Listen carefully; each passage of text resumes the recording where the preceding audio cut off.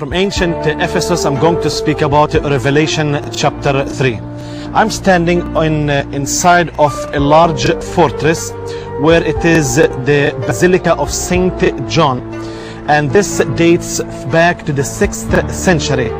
This basilica was built by Emperor Justinian, which built over the original place from the Byzantine time in the 4th century.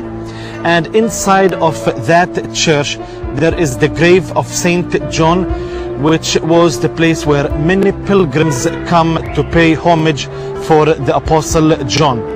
In this chapter he continues to speak a message for the 7 churches in Asia Minor.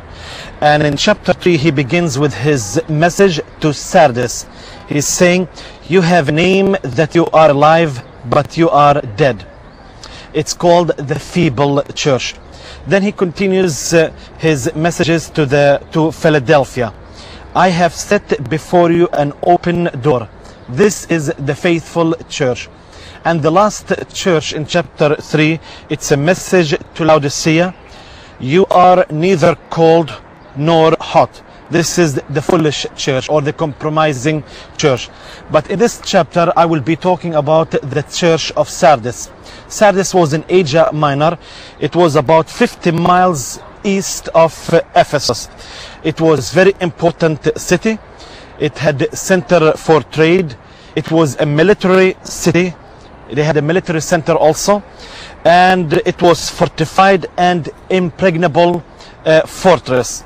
They had religious center like Ephesus, the worship of Artemis. And the sad part in this, they were living on their past glory. So the Apostle John, he is telling them a message of remembrance, to remember. Secondly, a message of appreciation. You have a few names who have not defiled their garments. And finally, he gives them a message of warning. He's asking them to repent and to watch. It's like usual with every church. He gives an approval, accusation, or commendation, or admonition. He said, "You have a name that you are alive, but you are dead."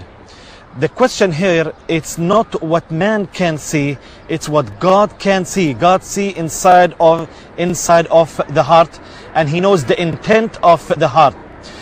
From the outside, this church, like the city, it was glorious and it looks beautiful. But from inside, he said, you look that you are alive, but in fact you are dead. And this is a very dangerous statement. There are no words of commendation or any doctrinal problems with this church, neither of any mention of opposition or persecution against this church. The problem, it had grown very comfortable and complacent and content, and was living on its past reputation, as I mentioned. They gloried in their past splendor, but ignored the present decay inside. If I describe this church, this was a sleeping church. In fact, in history, twice was captured because the people were comfortable, lazy, and sleeping. It's a great warning to us that sometimes to be comfortable and complacent, it is dangerous in the will of God. The most important thing, to be in the will of God, that is the safest place. Again, where are all these churches? As you can see, the stones are crying. History are telling us to learn from the lesson of the past.